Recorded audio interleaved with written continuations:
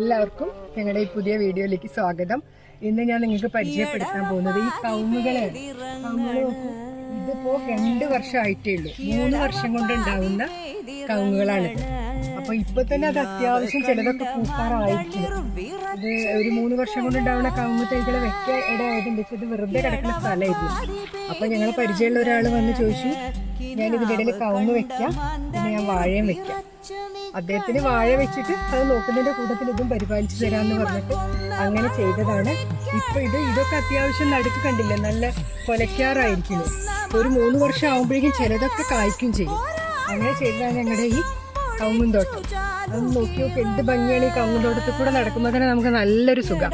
നേന്ത്രവാഴ കൊലച്ചിരിക്കുന്നു.